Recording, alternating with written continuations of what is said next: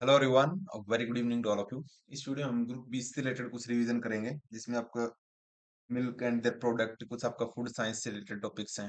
And इनका relevance है direct आपके यहाँ से 3 से 4 क्वेश्चन बन सकते हैं। ठीक है, तो जितना जल्दी हो सकेगा इसको फिनिश करने की कोशिश करेंगे। अप्रोक्सीमेटली 29 पेज है। फर्स्ट है यहाँ पे इंटरनेशनल डेयरी फेडरेशन, जबकि बनी थी 1903 के अंदर, तो इसकी ईयर पूछ सकता है। एंड इसकी जो टेक्निकल एडवाइजर कोडेक्स था, ये 1963 में बना है। ठीक है। Then FAO, food and agriculture organization, जिसका हेडक्वार्टर कहाँ पे है? रोम में। ये बना आपका 16 अक्टूबर 1945 के अंदर। एंड रोम में, जो इटली के अंदर यहाँ पे हेडक्वार्टर है, बट किसने इसको बनाया है? That is United Nation Economic and Social Council ने। एंड इस इंडिया इसका एक फाउंडिंग मेंबर था। फिर WHO, World Health Organization, 7 April 1948, and इसका जेनेवा स्विट्जरलैंड के अंदर।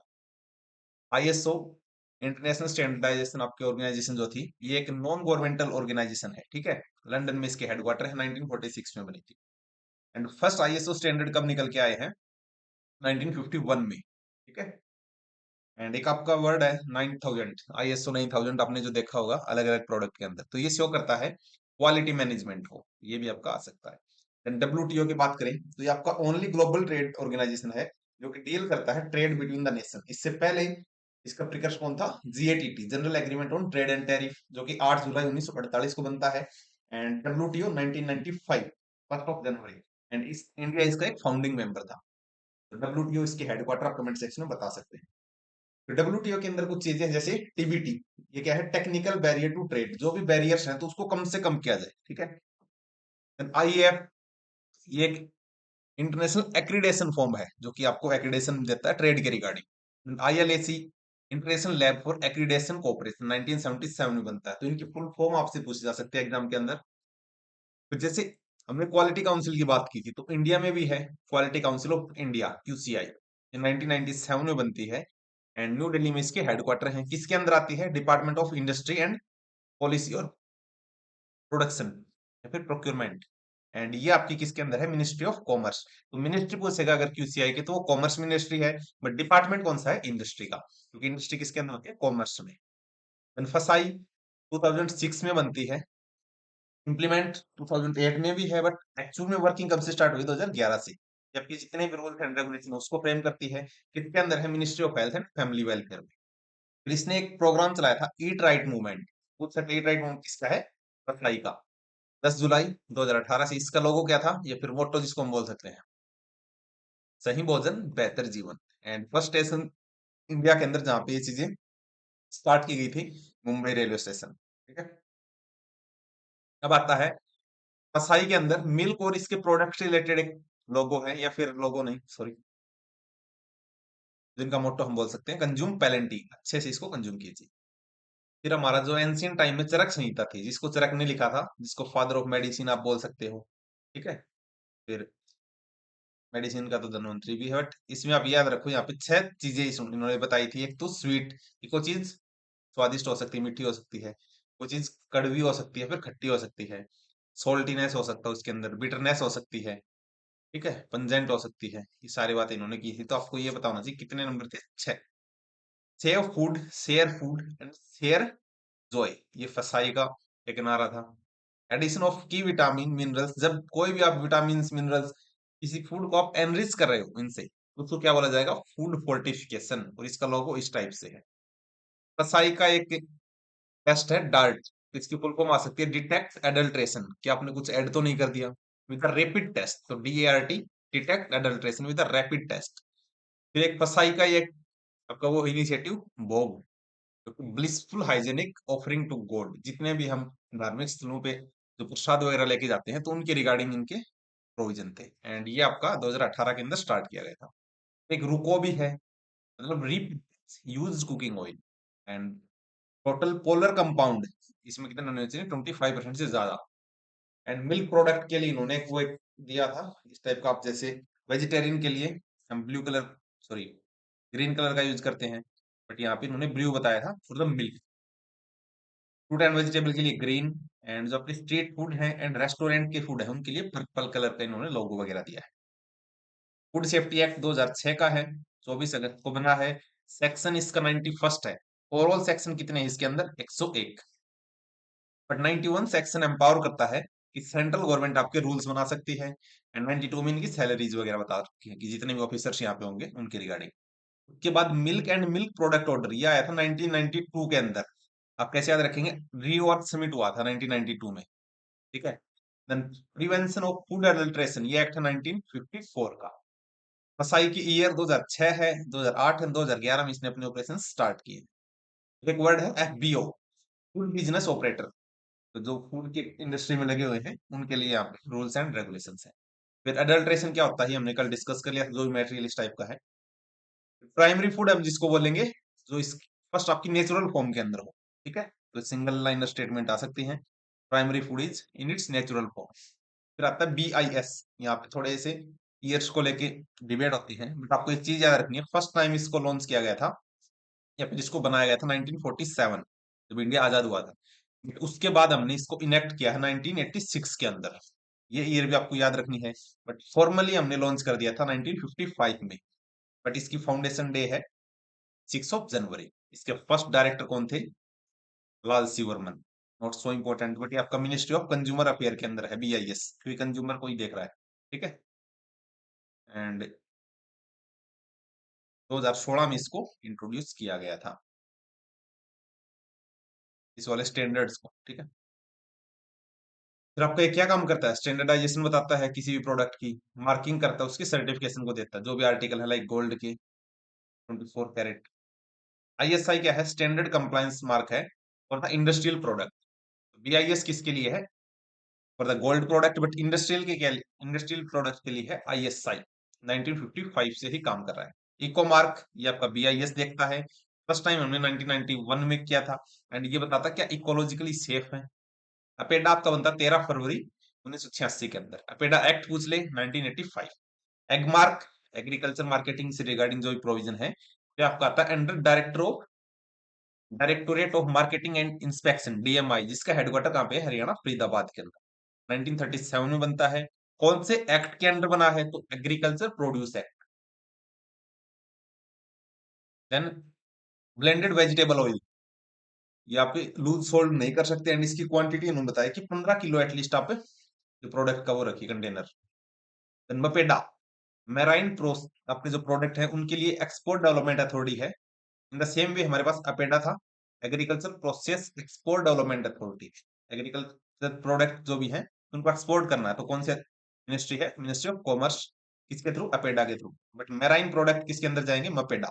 ये बनती है 1972 को, एंड 24 अगस्त इसके हेडक्वार्टर पूछ सकता है कोच्चि के अंदर। एंड कोच्चि के अंदर हमारा एक स्पाइसेज बोर्ड भी है जो कि 26 फरवरी 1987 को बनता है। तो नेशनल हॉर्टिकल्चर बोर्ड 1984 में बना था, हेडक्वार्टर कहाँ पे है, गुरुग्राम के अंदर। कॉफी बोर्ड बेंगलुरु के अंदर है, 1942 में ही बना दिया। कोकोनट डेवलपमेंट बोर्ड 1981 में है, जिस साल आपका नाबार्ड का एक्ट आया था। नाबार्ड तो बनता है 1982 में, 12 जुलाई को। कोकोनट डेवलपमेंट बोर्ड के हेडक्वार्टर कहाँ पे है, कोच्चि में। नेशनल बी बोर्ड, मधुमक्खियों के लिए 2000 के अंदर हमने दिल्ली में इनका एक हेडक्वार्टर बनाया है। एक्सपोर्ट इंस्पेक्शन काउंसिल, ये दिल्ली के अंदर है 1963। IDF की full form international dairy federation 1903 के अंदर। FAO food and agriculture organization Rome में इसके हेडक्वार्टर है, कब बनता है, 1945 में। ISO international organization for the standardization. CAC codex alimentarius commission. FAO और WHO ने इसको बनाया था 1963, very fact question. As FAO इसके हेडक्वार्टर भी रोम के अंदर है। Then codex committee on spices and culinary herbs, ये आपके इंडिया में है, ठीक है। कोडेक्स ने अपनी जो स्पाइसेस से रिलेटेड प्रोडक्ट है उसको किसको दे रखा है, ये इंडिया को। एंड नेशनल कोडेक्स कमेटी हमारी किसने बनाई थी, पसाई ने। फिर हरियाणा में फूड से रिलेटेड बात करें तो निफ्टैम, इसका सेंटर कहाँ पे है, कुंडली सोनीपत में। ये सेंटर है आपका फूड रिसर्च एंड एनालिसिस से, तो national institute of for food ऐसा कुछ है, ठीक है। तो निफ्टैम आ सकता है डायरेक्टली सोनीपत में। लाइव स्टॉक की रैंक इंडिया में फर्स्ट है। क्लीनिंग और वॉशिंग, जबकि प्रोसेसिंग की फर्स्ट स्टेज है, ठीक है, जब आप किसी प्रोडक्ट को क्लीन कर रहे हैं या फिर वॉश कर रहे हैं तो इसकी फर्स्ट स्टेज बोली जाएगी। ब्लांचिंग, जहाँ पे आप जितनी भी आप वेजिटेबल्स हैं लाइक कॉलीफ्लावर वगैरह पे जो भी हैं, उनको डिप करते हैं बॉइल्ड वाटर में एंड इमीडिएटली कूलिंग करते हैं, तो पूछ सकते हैं blanching is related with the fruit and vegetables. Dry osmotic hydration, value addition, ये सारी की सारी सेकेंडरी प्रोसेसिंग के अंदर जाएंगी। स्प्लीनिंग और वॉशिंग किसमें है? प्राइमरी के अंदर। मिल्क सीक्रेट किससे होता है? मेमरी ग्लैंड से। होल मिल्क के अंदर 88% ऑफ वाटर होता है। ये थोड़ा सा फ्लक्चुएशन हो सकता है, कहीं पे 87 भी हो। 3.25% इसमें फैट होती है। बाकी सॉलिड कितने हैं? 8.25%। बाकी सॉलिड कौन कौन से है? प्रोटीन है, लैक्टोज है, ठीक है, और मिनरल्स हैं। मिल्क फैट जो कि सबसे लाइटेस्ट पोर्शन ऑफ मिल्क बोला जाता है, तो सिंगल लाइनर आ सकता है, lightest portion of the milk is known as milk fat. फिर आता है milk cream. Most of the milk fat के अंदर आपकी जो क्रीम है, क्योंकि इसके अंदर एटलीस्ट 25% आपकी फैट होनी चाहिए। Vitamin A and D flat globules आपकी 0.1 से 2 माइक्रोन तक ही है।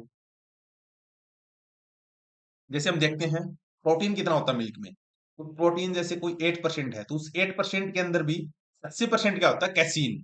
बाकी लैक्टोग्लोब्यूल, सॉरी ग्लोब्यूलिन, ठीक है, एंड लैक्टल ब्यूमिन, इनको मिला के आपका वे प्रोटीन बनता है। तो ये आपका 20% होता है किसी भी मिल्क के अंदर, 80% में कैसीन। तो जनरल प्रोटीन कौन सा? कैसीन। फिर आपका phosphoprotein found only in the milk. तो फोस्फोप्रोटीन का सोर्स क्या है? मिल्क। एंड इसका पीएच क्या आएगा? 4.6 फोस्फोप्रोटीन के रिगार्डिंग। फिर आपके दो फैट सोल्यूबल पिगमेंट है, एक तो कैरोटीन, एक है जेंथोफिल। इन दोनों की वजह से क्या होता है? आपका मिल्क का थोड़ा येलोइश कलर होता है, बट जेनुअनली किसको बोलते हैं? कैरोटीन को। Yellow colour of the cow milk, carotene की वजह से। तो ये आपके फैट सोल्यूबल है, ठीक है, fat soluble pigment, that is CX, carotene and xanthophyll. But water soluble कौन से हैं? लेप्टोफ्लेविन, इसको हम लेप्टोक्रोम भी बोलते हैं। फिर एक वर्ड हम सुनते हैं कोलेस्ट्रॉल। तो कोलेस्ट्रॉल की अगर डेफिनेशन की बात करें तो येलो व्हाइट फैटी केमिकल है, एंड कंपाउंड है इसके, जैसे एग है, मीट डेयरी प्रोडक्ट है। प्रिंसिपल फॉस्फोलिपिड कौन सा? लेसिथीन, वेरी वेरी इंपॉर्टेंट। लेसिथीन क्या है? फैट लाइक सब्सटेंस है जिसके अंदर नाइट्रोजन एंड फॉस्फोरस मिलता है, एंड आपका closely associated with the milk fat के अंदर लेसिथीन भी मिलता है। नेक्स्ट लाइपेज, ये आपका एक्ट करता है सिर्फ फैट के ऊपर। तो lipase act on only on fat and causing strong and rancid flavour. तो मिल्क का जो एक स्ट्रॉन्ग फ्लेवर है वो किसकी वजह से है? लाइपेज की वजह से। फिर एक वर्ड है कैटालेज। इसके अंदर जो एंजाइम है वो स्प्लिट करते हैं हाइड्रोजन पेरोक्साइड को इनटू द वाटर, एंड इनका टेम्परेचर बात करें तो 65 डिग्री सेल्सियस से 67 डिग्री सेल्सियस होता है, एंड 30 मिनट में ये डिस्ट्रॉय कर देते हैं एंजाइम्स को। ग्लैक्टेज जो कि राइपनिंग ऑफ चीज के लिए इंपॉर्टेंट है, ये आ सकता है। फिर लैक्टेज जो कि हाइड्रोलेटेड लैक्टोज जो है into simple sugar like glucose और ग्लैक्टोज में बदलता है हमको, तो ये आपका आ सकता है। ग्लैक्टोज किसके लिए है? लैक्टेज किसके लिए है? फिर ओलिनेज, डेवलपमेंट ऑफ ऑक्सीडाइज और कैपी फ्लेवर ऑफ द मिल्क, इसकी वजह से है। मिल्क की बात करें तो रेड लिटमस को ब्लू करता है, एंड ब्लू लिटमस को रेड। ये पीएच जानने के लिए होता है। कैसे याद रखेंगे? मिल्क आपका स्लाइटली एसिडिक है, ठीक है, तो अनिल, अमल नीले को लाल करता, ठीक है, and vice versa. Acidity of milk किसकी वजह से मिल्क एसिडिक कंटेंट का होता, काइंड ऑफ है, तो फॉस्फेट इसके अंदर होते हैं, कुछ प्रोटीन्स हैं, कुछ सिट्रिक एसिड है, इनकी वजह से आपका मिल्क एसिडिक नेचर का होता है। नेचुरल एसिडिटी पूछें कितनी हो सकती है? 0.3 से 0.21, जो कि परसेंट लैक्टिक एसिड भी मेजर की जाती है। फिर milk in the atmospheric condition, अगर आपका मिल्क एटमोस्फेरिक कंडीशन में बाहर आपने छोड़ दिया तो उससे आपका क्या होगा? एसिडिटी इंक्रीज होगी मिल्क की। किसकी वजह से? Due to production of lactic acid उसमें बनेंगे, माइक्रोब्स वहां पे ग्रोथ कर जाएं। देन पीएच की बात करें तो मिल्क का पीएच 6.5 टू 6.7 रहता है, थोड़ा सा स्लाइटली एसिडिक है। CO2 protein फोस्फेटेज, sorry phosphate citrate, ये आपको बफरिंग कैपेसिटी के लिए रेस्पॉन्सिबल है। तो आ सकता है which one of following responsible for the buffering capacity of the milk, that is CO2 protein phosphate and citrate. Electric conductivity of milk कितनी है? +0.2 से लेके 0.3 वोल्ट। मिल्क का स्वीट टेस्ट है मिल्क शुगर की वजह से, बट इसमें अरोमा किसकी वजह से है? बफर फैट की वजह से। फिर बफेलो व्हाइट मिल्क, या आपका अब्सेंस ऑफ कैरोटीन, जहाँ पे जब काऊ का मिल्क था कैरोटीन की वजह से येलो, बट यहाँ पे अब्सेंस ऑफ कैरोटीन की वजह से बफेलो का मिल्क व्हाइट है। एंड इसके अंदर एक टेंडेंसी है कि ये कन्वर्ट कर सकता है सारे कैरोटीन को विटामिन ए के अंदर। फिर एक वर्ड है weight of given volume of water, अगर आप कंपेयर कर रहे हैं मिल्क एंड वाटर को, एट द सेम टेम्परेचर, तो इसको बोलेंगे specific gravity, like weight of milk upon weight of water, इसको आप क्या बोलेंगे, specific gravity. And specific gravity पे क्वेश्चन आ सकता है। एक तो हम इसको डिटरमाइन करते हैं 15 डिग्री सेल्सियस के ऊपर, इससे मेजर करते हैं लैक्टोमीटर से। अगर आपकी फैट इंक्रीज हो रही है तो स्पेसिफिक ग्रेविटी कम होगी, फैट डिक्रीज हो रही है तो स्पेसिफिक ग्रेविटी इंक्रीज हो जाएगी। नॉर्मल रेंज पूछी जा सकती है 0.28 से लेके 3/4 तक। नॉर्मल रेंज है काउ के मिल्क में 1.030 से लेके 1.034, वैसे आपकी 1.028 से लेके 1.30, ये हमने पहले भी पढ़ा था आई थिंक। ठीक है, बफेलो का थोड़ा सा ज्यादा होता है। बॉइलिंग पॉइंट की बात करें जहां पे आपका दूध उबलना स्टार्ट होगा, तो काउ एंड बफेलो के मिल्क के लिए कितना है, 100.2 डिग्री सेल्सियस से लेके 101 तक। एवरेज नॉर्मल जो टेम्परेचर अगर आप देखेंगे तो 100.5, तो 0.5 ही बढ़ाना काइंड ऑफ। फ्रीजिंग पॉइंट जहां पे आपका बर्फ जम जाएगी इसमें, तो -0.535 डिग्री सेल्सियस से लेके 0.550। ठीक है, तो 0.5 इंक्रीज करना बस। एवरेज है 0.545। ठीक है, अगर आप एडिशन करते हैं 1% वाटर इन द मिल्क, तो आपकी जो फ्रीजिंग पॉइंट है ये भी इंक्रीज हो जाएगा by 0.006 degree Celsius. Then milk का जो फ्रीजिंग पॉइंट है स्लाइटली कम है, ठीक है, देन वाटर, क्योंकि वाटर आपका 0 डिग्री सेल्सियस पे बर्फ बन जाएगी, बट इसकी इससे कम जा रही है 0.5 पे, तो कम है, इससे माइनस में है इवन। क्यों है, क्योंकि आपके सोल्यूबल सोल्ट है इसके अंदर, लैक्टोज है। एक वर्ड है रिफ्रैक्टिव इंडेक्स। रिफ्रैक्टिव इंडेक्स आपको दिखाता है कि कितने एडल्ट्रेंट मिले हुए हैं इसके अंदर, स्पेशली वाटर के कंटेक्स्ट में, तो वाटर ही आपका सबसे बड़ा एडल्ट्रेंट माना जाता है मिल्क में। रिफ्रैक्टिव इंडेक्स ऑफ मिल्क कितनी है, 1.34। ठीक है, रेंज आप देख लेना यहाँ पे।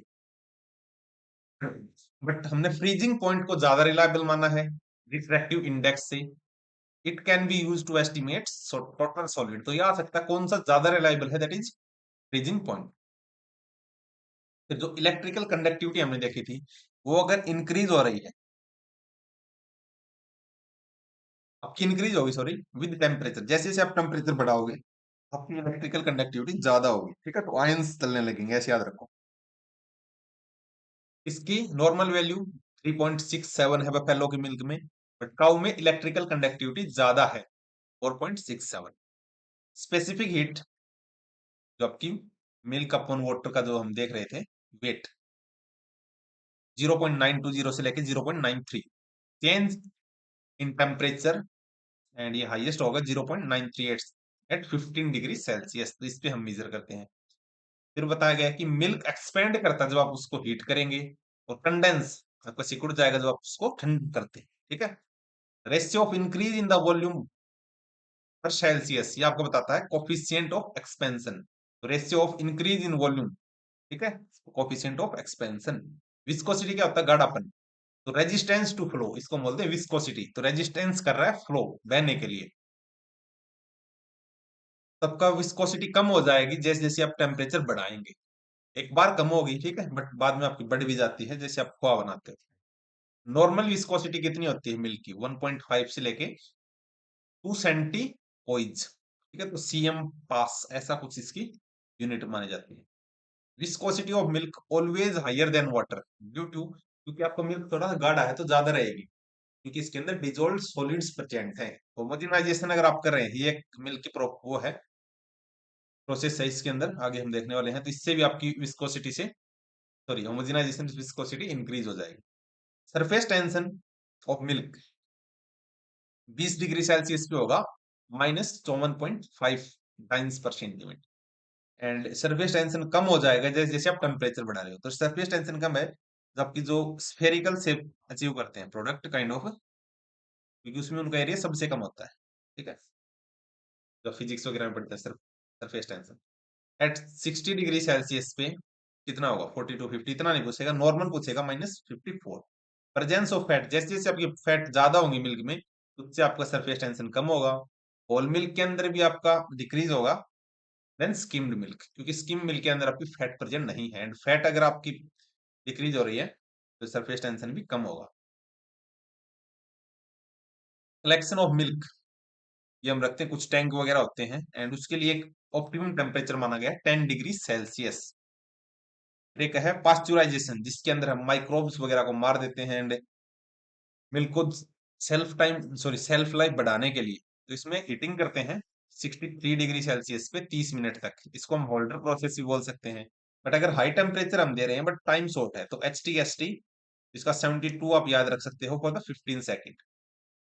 एंड मोस्ट हीट रेजिस्टेंट आपकी जो पैथोजन है कौन सा है? Mycobacterium tuberculosis. फिर आपका पास्चुराइजेशन है लो टेम्परेचर वाला LTLT, तो 62.8 डिग्री सेल्सियस या फिर 63 फॉर द 30 मिनट।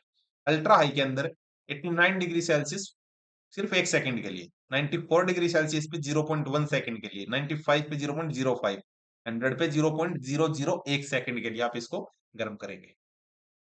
फिर एक वर्ड है बैच पास्चुराइजेशन, तो इसको हम वेट पास्चुराइजेशन भी बोलते हैं।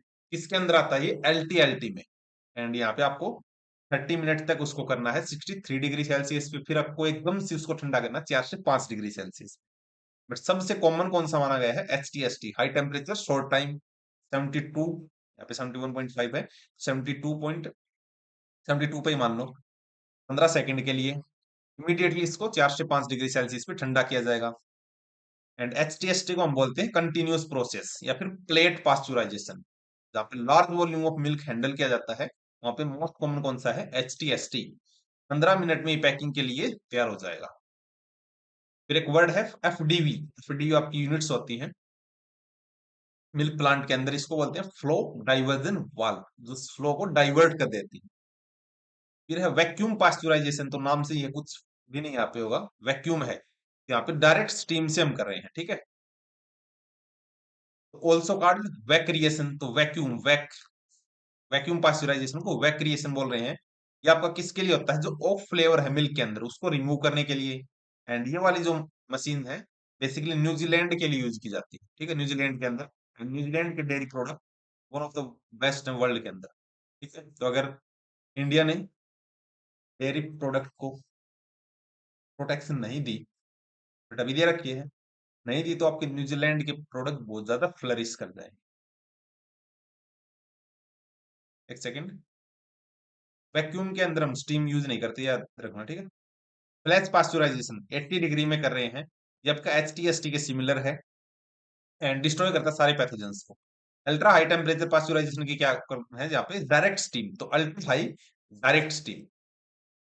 एंड यहाँ पे हम 135 से 150 डिग्री सेल्सियस तक भी टेम्परेचर को लेके जाते हैं। पास्चुराइजेशन में क्या होगा? 5 से 10% विटामिन सी और आपकी जो क्रीम है वो कम हो जाती है। तो ये पूछ सकते हैं कितनी विटामिन सी लॉस होगा? तो 5 to 10%। 60 degree Celsius high pressure small opening होता है, जिसको हम बोलते हैं होमोजिनाइजर। ये आपका एक इंस्ट्रूमेंट है जहाँ पे होमोजिनाइजेशन प्रैक्टिस की जाती है, ठीक है। And break fat into tiny particles, तो फैट को तोड़ा जाता है इसके अंदर। Fat low density and tend to rise surface,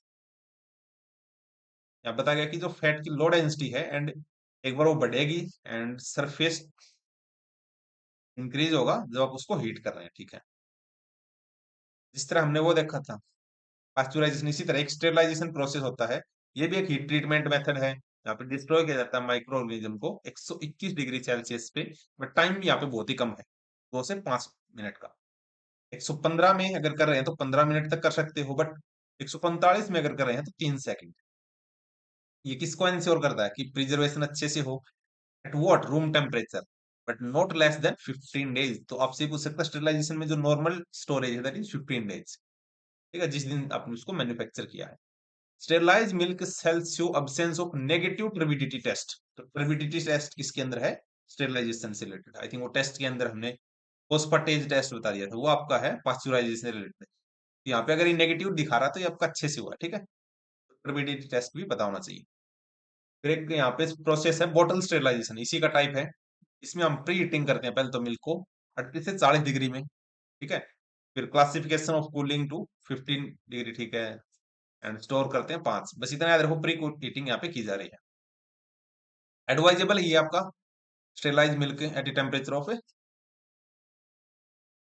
low temperature, ठीक है। टाइम लॉन्ग, टाइम थोड़ा जनरली ज्यादा है क्योंकि टेम्परेचर कमी है। ये भी फ्लेवर वगैरह कर देता है, जैसे आपका ऊपर देखा था जो फ्लेवर को वो कर रहा था। स्टेरलाइजेशन आप ultra high temperature short time से भी कर सकते हो, जहाँ पे 135 150 है, ये आपका कुछ ही सेकंड, फ्रैक्शन ऑफ सेकंड में परफॉर्म किया जाता है। होल्डिंग पीरियड कितना है? 1 से 20 सेकंड के बीच में। मोस्ट इफेक्टिव है, डिस्ट्रॉय करता है हीट रेजिस्टेंट स्पोर्स को। एंड जो आपको एक जला हुआ यहाँ पे फ्लेवर आता है, तो वो पूछ सकता है कि इसके अंदर है अल्ट्रा हाई के अंदर, लाइक ब्रेंट फ्लेवर जो है अल्ट्रा हाई टेम्परेचर में है। टू स्टेज है स्टेरलाइजेशन की। फर्स्ट है आप यूएसटी एसटी पे कर सकते हो, then fill in the bottles, and further यहाँ पे बॉटल्स को ही स्टेरलाइजेशन प्रोसेस के अंदर लेके आ जाएगा। एंड मोस्ट इफेक्टिव इसको माना जाता है, क्वालिटी थोड़ी सी इसकी ज्यादा मानी जाती है। यहाँ पे दो टाइप के स्टेबलाइजर हम यूज करते हैं, batch type and continuous. Batch type जो है वो ऑटोक्लेव एंड स्टीम कैबिनेट के ऊपर काम करते हैं, एंड सिंपलेस्ट टाइप के माने जाते हैं। बट कंटिन्यूस आपके लार्ज स्केल ऑपरेशन, बड़ी बड़ी डेयरी के अंदर यूज होते हैं। 500 से 6000 बोटल्स पर आवर में ये तैयार करते हैं। अब आते हैं टाइप्स ऑफ मिल्क, कितने टाइप के मिल्क हो सकते हैं। फर्स्ट है अनट्रीटेड, जिसको कोई भी ट्रीटमेंट नहीं दिया गया, इंटायर अपना नेचुरल फ्लेवर के अंदर है। एंड बॉयल इसको अगर आप कर सकते हैं 15 मिनट तक बिफोर यूजिंग, तो आपके लिए सबसे बेस्ट माना जाएगा। एंड रेफ्रिजरेटर में आप इसको 24 घंटे तक स्टोर रख सकते हो। ये आपका अनट्रीटेड मिल्क, बिल्कुल नेचुरल। फिर आता है पास्चुराइज मिल्क, 145 डिग्री फ़ारेनहाइट पे, नॉट लेस देन 30 मिनट, तो अब अगेन वही 63 के आसपास। And 161 degree Celsius, sorry Fahrenheit पे 15 डिग्री, 15 सेकंड के लिए। रैपिड कूलिंग फिर इसका करेंगे 40 डिग्री फ़ारेनहाइट। फ़ारेनहाइट को भूल जाओ, सेल्सियस याद रख लो। फिर आता स्टेरलाइज मिल्क, ये आपका एक होमोनाइज्ड मिल्क है, 112 डिग्री सेल्सियस पे 15 मिनट के लिए। रैपिड कूलिंग करेंगे, फिर 80 पे लेके आएंगे, क्योंकि इसके कंपैरिजन में क्या है, ठंडा। स्किम मिल्क, जिसमें कोई भी फैट नहीं होती, fat bluster and low calorie milk इसको बोला जाता है। फोर्टिफाइड मिल्क, जिसमें आप विटामिन बी मिला देते हैं, न्यूट्रिशन बढ़ा देते हैं, उसको बोलेंगे फोर्टिफाइड मिल्क। फिर एक फ्लेवर्ड मिल्क आता है, जिसमें अपने कलर वगैरह ऐड कर दिए, ट्रीट कर दिया हाई टेम्परेचर के साथ 100 डिग्री, कितनी मिनट में? 15 मिनट। फिर आता टोन्ड मिल्क, जो बफेलो का मिल्क है, उसको आप काऊ के मिल्क का जैसा बनाना चाह रहे हैं, तो क्या करेंगे, टोनिंग करेंगे काइंड ऑफ, उसमें डाइल्यूशन कर देंगे कुछ स्किम मिल्क, जिसमें फैट ही नहीं है, क्योंकि बफेलो में ऑलरेडी फैट ज्यादा है, एंड काऊ के मिल्क में फैट नहीं है, तो इसको मिलाएंगे तो इससे कम ही होंगी। 40% स्किम मिल्क टू 60% बफेलो, ये आपका रेशियो रहता है, तो आ सकता है स्किम और बफेलो का रेशियो 40-60, फिर 4 और 6। डाइल्यूशन ऑफ न्यूट्रिएंट इसमें हो जाता है, अच्छे से मिल जाएंगे। फिर एक मिल्क है इवापोरेटेड, ये आपका मीठा नहीं होता, अनस्वीटेंड होता है, और इसमें 60% इसकी क्वांटिटी रहती है। स्वीटेंड मिल्क, जिसमें शुगर ऐड कर दी, एंड इसको हम यूज करेंगे एज ए प्रिजर्वेटिव, आगे तक स्टोर रखने के लिए। फिर आता है मिल्क, इसकी एक और कैटेगरी होल मिल्क, जहां से आपने from which the water is removed, जिससे आपने वाटर रिमूव कर लिया, उसको बोल रहे हैं whole milk, by either spray drying, या तो स्प्रे ड्राइंग से किया है, या फिर उसको सुखाया है। ठीक है। मिल्क के प्रोडक्ट कौन कौन से हैं? फर्स्ट है क्रीम, बफर फैट कंटेंट इसमें होता है 32 to 49 डिग्री सेल्सियस, इतने टेम्परेचर में मिलती होगी, देख लेना। इसको स्किम हीटेड करते हैं 79.5 डिग्री सेल्सियस। अब इस क्रीम के अलग अलग टाइप हैं, एक तो सिंगल क्रीम 18% बफर फैट होता है, डबल में इससे डबल ही है 45, व्हिप क्रीम में आ सकता है 38% है। एंड डिफरेंस ऑफ बैलेंस किसकी वजह से है? Because of water and buffer fat, ये डिफरेंस इसी को बता रहा है। ठीक है। फिर है क्लोटेड, 55%, थोड़े थिकली होता है। ठीक है, क्लोटेड याद रखो, क्लोटिंग से होगी काइंड ऑफ। फिर रहता है half and half, mix of cream and milk को जब आप कर देंगे, तो इसको बोलेंगे half and half, and 10 to 15% इसमें बफर फैट होता है। फिर एक प्रोडक्ट है चीज, सेपरेशन ऑफ वे, जब वे प्रोटीन आपने निकाली है by the drainage after coagulation, तो ये स्टेटमेंट बन सकती है पार्शली स्किम्ड मिल्क से। ठीक है, स्किम मिल्क से, इसको चीज बोलेंगे। ये एक इंग्लिश वर्ड है, थी चीज अलग अलग है, लेटिक्स कैसियस, नहीं पूछे कौन सा वर्ड है। फ्रेश चीज की बात करें, तो यहाँ पे रेनेट नहीं होता, rennet not added. And lactic cheese भी इसको बोलते हैं। रेनेट क्या होता है, ये हम आगे देखने वाले हैं। फिर एक सॉफ्ट चीज होता है, हार्ड चीज, इसको आप बहुत ही अच्छी तरीके से काट सकते हैं, फाइनली, कट मोर फाइनली। ब्लू चीज होता है, नाइदर ड्राई नॉर कुक, ना तो उसको हम कुक करते ना ही ड्राई करते, दैट इज ब्लू चीज। चीज मेकिंग के लिए क्या क्या प्रोसेस है? सोर मिल्क चीज आप बना सकते हो लैक्टिक एसिड और बैक्टीरिया से। ठीक है। Sweet milk, most of these kind, सबसे ज्यादा कौन सा कॉमन, स्वीट मिल्क। एंड इसको रेनेट चीज भी बोलते हैं, तो ये आ सकता है रेनेट चीज कौन सा इसमें से, स्वीट चीज या फिर स्वीट मिल्क। रेनेट क्या होता है, एक एंजाइम होता है taken from the stomach of sucking cow, जो कि ताजा जो बछड़ा होता है उसके पेट के अंदर होता है, to separate solid in the milk from the fluid. And formation of coagulation से क्या होगा, sorry, formation of coagulum, addition of starter leads to coagulation, curd, young curd इसको बोलते हैं, ठीक है। फिर कटिंग स्मॉल पीसेज जब इसको बनाते हैं चीज की। फिर आता स्टैरिंग एंड स्केल्डिंग, ये है पोज्ड आउट ऑफ हार्ड चीज, कैरिड आउट ऑफ हार्ड चीज, हार्ड चीज से स्टेरिंग एंड स्केल्डिंग की जाती है। सोल्ट, इसमें क्या है, सोल्ट को ऐड किया जाएगा। Moulding and wetting as well as pressing क्या है, जो आप सोल्टिंग करते हैं, चीज पुट इन द मोल्ड्स, उसके अंदर इसको रखा जाएगा। फिर आता फिनिशिंग, डीमोल्टेड एंड कोटिंग यहाँ पे की जाती है, ठीक है। राइपनिंग मैच्योरिंग क्या है, मोस्ट ऑफ हार्ड चीज जब मैच्योर हो जाते हैं, they are matured in the caves, ठीक है। होल्डिंग एंड स्टोरेज, तो कूलेस्ट पार्ट है, जब आप इसको स्टोर कर रहे हैं तो सबसे ज्यादा रिक्वायरमेंट है आपकी टेम्परेचर सबसे कम। फिर एक प्रोडक्ट है योगर्ट, ये एक आइस प्रोडक्ट काइंड ऑफ बोल सकते हैं, ठीक है। Milk that is fermented by the action of both lactobacillus bulgaricus and streptococcus thermophilus, and milk fat of yogurt is regulated by CFR. CFR आप बता सकते हैं कमेंट सेक्शन के अंदर। इस योगर्ट के दो टाइप हैं, सेट स्टाइल और स्टेप स्टाइल। इंक्यूबेशन पीरियड इसका कितना है, 40 टू 45 डिग्री सेल्सियस, एंड 21 से 23 घंटे, ये 4.5 है। फिर कर्ड जिसको हम दही बोलते हैं, फर्मेंट किया जाता है लैक्टोबैसिलस एंड स्ट्रेप्टोकोकस, ठीक है। सोर टेस्ट इसमें ऐड किया जाएगा, जिसको जामुन हम बोलते हैं। लैक्टोज ऑफ मिल्क कन्वर्ट होते हैं लैक्टिक एसिड में। क्यूमोसिस, इसको हम कमिस भी बोलते हैं। जो रशियन लोग हैं वो यूज करते हैं इसको पल्मोनरी टीबी को ट्रीट करने के लिए, तो आ सकता है, which one of following is used in the Russia, that is kumis. Starter, starter होते हैं lactobacillus bulgaricus and lactose fermenting yeast. With आपका फूड प्रिजर्वेशन का पार्ट, फूड प्रिजर्वेशन के अंदर आप फूड को प्रिजर्व रखेंगे, उसकी सेल्फ लाइफ बढ़ाएंगे। तो सबसे पहले यहाँ पे rancidity, avoid the oxidation of oil, उसको बोलेंगे रेंसिडिटी। निकोलस एपर्ट ने इसको फर्स्ट टाइम इंट्रोड्यूस किया था, and the process was called Canning, basically storing the product in the bottles kind of. 1809 के अंदर इसने इन्वेंट किया है, वैक्यूम बॉटलिंग इसने स्टार्ट की थी, एंड टेक्निक थिनिंग जो भी है टाइनिंग, ठीक है। लुइस पास्चर ने 1862 के अंदर पास्चुराइजेशन प्रोसेस को डिस्कवर किया था। अब कुछ प्रिंसिपल है फूड प्रिजर्वेशन के अंदर। फर्स्ट ऑफ ऑल यहाँ पे हम देखेंगे कि जो माइक्रो ऑर्गेनिज्म है वो तो रिमूव हो जाए या फिर वो इनएक्टिवेट हो जाए, तब हम उसको फूड प्रिजर्व की कैटेगरी में डालेंगे, या फिर इनएक्टिवेशन हो जाए एंजाइम की, ठीक है। एंड रिमूव हो जाए इंसेक्ट वर्म, जितने भी उसके अंदर है वो सारे। तो फूड प्रिजर्वेशन के अलग अलग टाइप हैं। एक ट्रेडिशनल जो पुराने टाइम से हम कर रहे हैं, लाइक करिंग, उसको सुखा रहे हैं चीजों को, बॉइलिंग उनको गर्म करके रख रहे हैं, सुगरिंग, उसमें सुगर ऐड कर दी, चाशनी वगैरह काइंड ऑफ। पिकिंग, ये एनारोबिक फर्मेंटेशन का टाइप है, जहाँ पे आप ऑयल एंड आपके जो स्पाइसेस हैं उसको ऐड करते हैं, अचार वगैरह डालते हैं, ठीक है। कैनिंग कर देते हैं आप, फर्मेंटेशन। तो ये तो सारे हैं ट्रेडिशनल मेथड, पुराने मेथड है। तो फर्मेंटेशन याद रखना, फर्मेंटेशन आज का मेथड नहीं है। फिर आते हैं मॉडर्न मेथड, जिसमें केमिकल्स आप यूज कर सकते हैं, रेडिएशन यूज कर सकते हैं, हाई टेम्परेचर यूज कर सकते हैं, लो टेम्परेचर। हाई टेम्परेचर के अंदर बेसिकली हम यूज करते हैं SO2, sulphur dioxide and benzoic acid को। बट रेडिएशन के अंदर तीन वर्ड है, रिडाइपेजाइजेशन, आपका जो भी है रिडाइजेशन एंड रेडियोनाइजेशन, बेसिकली रेडिएशंस का यूज कर रहे हैं, ठीक है। तो तीनों वर्ड याद रखने हैं। फिर आता है हाई टेम्परेचर, तो पास्चुराइजेशन मॉडर्न टेक्नोलॉजी है, एंड टेम्परेचर इंक्रीज करके 72 डिग्री पे HTST, ठीक है, स्टेरिलाइजेशन कर रहे हैं।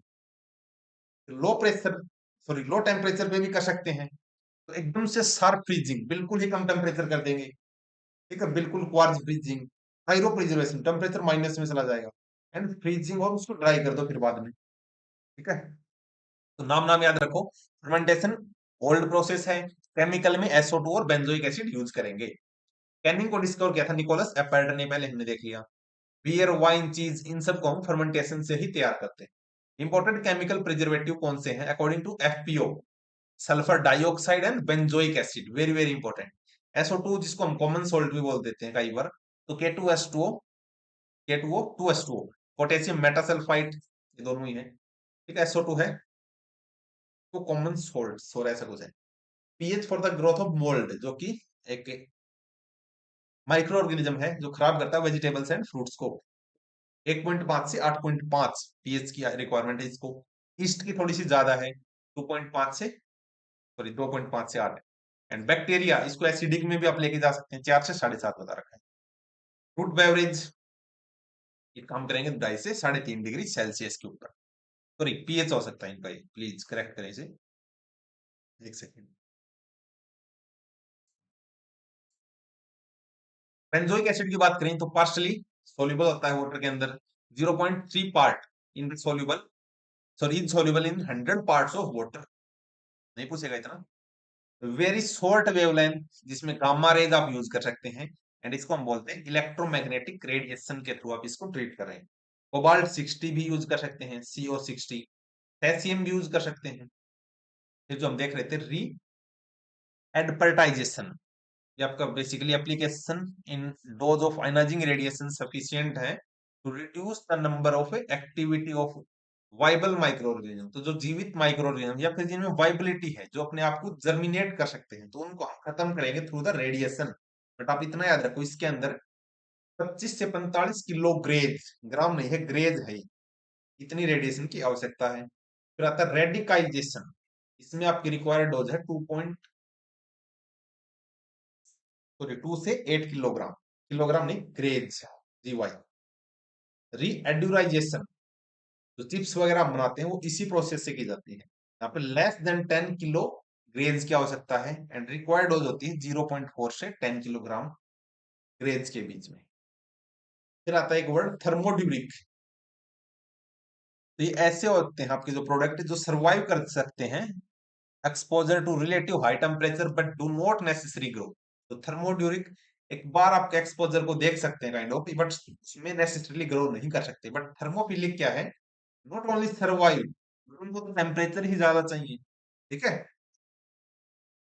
फिर एकदम से आपका स्टेरिलाइजेशन की मेथड आ गई, चलो देख लेते हैं।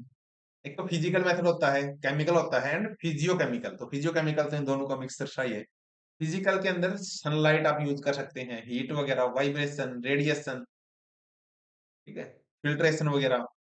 फर्दर हीट की ड्राई मॉइस्चर ये नहीं पूछेगा, बट ये याद रखना फिजिकल के अंदर ये आ रहे हैं। केमिकल के अंदर लिक्विड में आप यूज कर रहे हैं अल्कोहल, एल्डेहाइड, फिनोलिक्स, होलोजोन्स, होलोजेंस, ठीक है। गैसियस फॉर्म में फॉर्मेल्डिहाइड, इथाइलिन ऑक्साइड, ये सारे के सारे केमिकल के पार्ट है।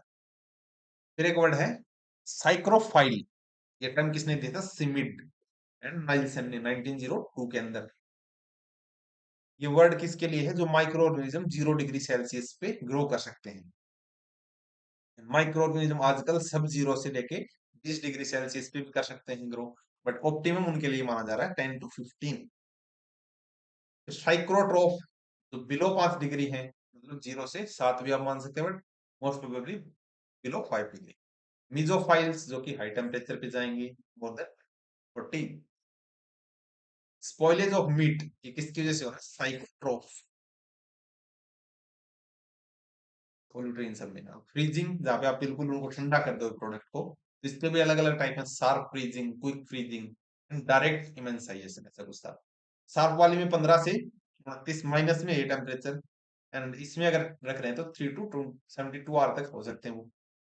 क्विक वाले में 0 से 4 मैक्सिमम आइस क्रिस्टलाइजेशन यहाँ पे बनेगा, लेस देन, एक सेकेंड, काइरोजेनिक फ्रीजिंग में है less than -60, liquid nitrogen and CO2 इसमें होता है। फिर एक वर्ड है पास्कलाइजेशन, 70,000 यूनिट IB इसकी यूनिट है पर स्क्वायर पर इंच प्रेशर, ठीक है। वैक्यूम पैकेजिंग, ये आपकी नट्स वगैरह जब ड्राई नट्स खाते हैं, वो इसी के थ्रू ट्रीट किया जाता है। फिर एक वर्ड है MPT, इसकी फुल फॉर्म आ सकती है मिनिमल प्रोसेसिंग, कम से कम प्रोसेस करो उसको। यहाँ पे माइल्ड हीट रखेंगे एंड उसमें कम से कम चेंज होगा चीजों के अंदर, ठीक है।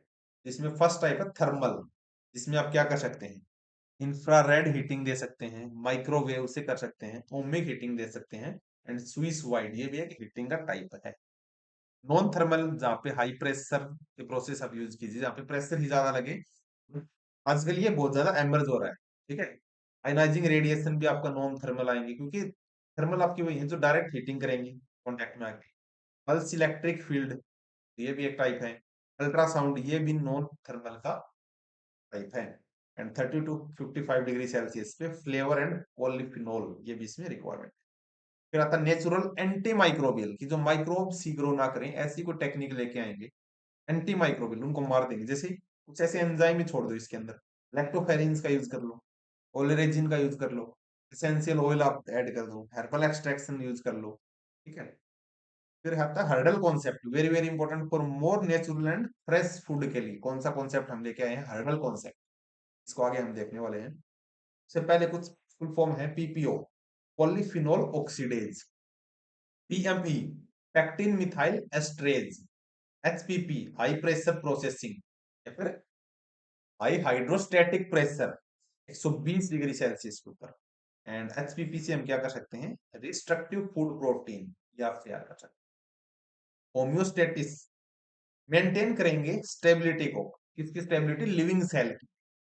मेटाबॉलिक एग्जॉशन क्या होता है, जिसको आप ऑटो स्टेरिलाइजेशन में डाल सकते हैं, या फिर मेटाबॉलिक एग्जॉशन बेसिकली क्या है, ऑटो स्टेरिलाइजेशन। फिर आता टाइप्स ऑफ हर्डल, हर्डल हमने ऊपर देखा था, जिसमें हम क्या कर रहे हैं, बिल्कुल फ्रेश फूड हम डिमांड कर रहे हैं। फिजिकल हो सकता है इसके अंदर, जहाँ पे आयंस का आप यूज करेंगे, आयनाइजिंग रेडिएशन का। फिजियोकेमिकल हो सकता है, जिसमें आप सोडियम, पोटेशियम, स्पाइसेस, सोल्ट, ये यूज कर लेंगे। तो पूछ सकता है हर्डल में फिजियोकेमिकल कौन सी है, क्या चीज यूज करें, सोडियम एंड पोटेशियम। इसका एक एग्जांपल है ब्राउन पेड़ा, तो ये हर्डल कॉन्सेप्ट से ही तैयार किया जाता है। माइक्रोबियल, जिसमें एंटीबायोटिक, बैक्टीरियो, बैक्टीरियम जो भी है इसमें यूज करे हैं। एंड हर्डल कॉन्सेप्ट ने एक चीज निकाली थी, आरटीई, रेडी टू ईट। जैसे पाइनएप्पल है, इसमें आप इसकी सेल्फ लाइफ बढ़ा सकते हैं 40 डेज तक, इन चीजों को यूज करके। फिर आता फूड पैकेजिंग, तो फूड पैकेजिंग की हमने बात की है सेक्शन 23 के अंदर, एंड इसकी लेबलिंग की भी बात की है। तो फूड लेबलिंग के अंदर प्राइमरी लिंक आता है कम्युनिकेशन का, कि आपने जो प्रोडक्ट बनाया है उसका कम्युनिकेशन कंज्यूमर कैसे करेगा, कि उसके अंदर क्या क्या है। तो उसके अंदर सारी डिटेल्स होनी चाहिए, कि नेम ऑफ द फूड, कितने इंग्रेडिएंट है, national sorry list of ingredient जो कि यूटिलाइज होंगे, ठीक है। एंड ये सब कौन बता रहा है, फसाई। उसके अंदर जितने भी न्यूट्रिशन उसकी इंफॉर्मेशन आप देंगे। डिक्लेरेशन करेंगे वेजिटेबल्स एंड नॉन वेजिटेबल्स का, सॉरी नॉन वेजिटेरियन। वेजिटेरियन है तो आपके राउंड ग्रीन कलर का इस टाइप का लोगो बनाएंगे। एंड अगर नॉन वेज है, ठीक है, वेजिटेरियन है तो round green, and non veg है तो रेड। तो ऐसे समझ सकते हैं। वेजिटेरियन पे आप देख सकते हैं प्रोडक्ट पे ऐसी मिलेगी आपकी, नॉन वेज पे इस टाइप से, ठीक है। एंड मैक्सिमम वेवलेंथ कौन से की होती है, रेड की, इसलिए हम इसको यूज कर रहे हैं। इस पेन का कलर रेड। फसाई का लोगो, लाइसेंस नंबर उसके ऊपर हो। रेडिएशन ऑफ फूड, इरेडिएशन, जिसको रदुरा लोगो बोलते हैं। तो रदुरा लोगो क्या है, इरेडिएशन, कि क्या रेडिएशन से तैयार किया गया है, जिसमें आप गामा रेज यूज करते हैं। And control of irradiation of food के लिए हमने एक प्रोविजन लेके आए थे 1991 के अंदर, ठीक है। एंड इनसे रिलेटेड हमारे पास कुछ और भी बोर्ड हैं, जैसे AERB, atomic energy regulatory board है। PFA, prevention of food adulteration act है 1954 का। फिर आप ये बताएंगे क्या फूड वेगन वेजिटेरियन के कंटेस्ट में आप समझ सकते हैं, इस टाइप का इसका लोगो होता है। डिक्लेरेशन रिगार्डिंग फूड एडिटिव्स, क्या क्या कुछ एडिटिव्स आप यूज करें, कितने कलर वगैरह डाल रहे हैं। Name and address of manufacturer, ये आप बताएंगे उसके अंदर। क्वांटिटी कितनी, नेट क्वांटिटी बताएंगे, बिल्कुल माइन्यूट सी, ठीक है, कि 250.6 mg जो भी है। कोड का नंबर, लोट का नंबर, बूथ का नंबर, ये सारा उसमें ऐड करेंगे। डेट ऑफ मैन्युफैक्चरिंग बताएंगे, बेस्ट बिफोर कितना है, कब एक्सपायर होगा। अगर कोई प्रोडक्ट इन्फेंट के लिए है तो उसको आप स्पेशली बताएंगे कि ये सिर्फ 3 साल के बच्चे यूज कर सकते हैं। कंट्री ऑफ ओरिजिन जरूर बताएंगे इंपोर्टेड फूड के अंदर, या फिर आप कहीं पे एक्सपोर्ट करें तो वहां पे भी। बट ये हमारा इंडिया के रिलेटेड। फिर फूड पैकेजिंग, यहाँ पे कुछ प्रॉपर्टीज देखी जाती हैं, एंड जो आपके प्रोडक्ट को कंटेन करती हैं, एंड इसके अफेक्ट, सॉरी प्रोडक्ट को जो अफेक्ट नहीं करती फ्लेवर को। तो ऐसी ही पैकेजिंग हम यूज करेंगे ताकि जो फ्लेवर है वो एटलीस्ट ओरिजिनल हो। यहाँ पे एक है कि ड्रिंकिंग वाटर के लिए जो हम प्रोडक्ट यूज करते हैं उसको बोलते हैं PVC, polyvinyl chloride. Primary purpose क्या है? ताकि जो भी कंटेनमेंट, जो चीज हम उसमें कंटेन लेके जा रहे हैं उसकी कैपेबिलिटी बनी रहे। ठीक है। फिर आता है पीई, पॉलीथीन।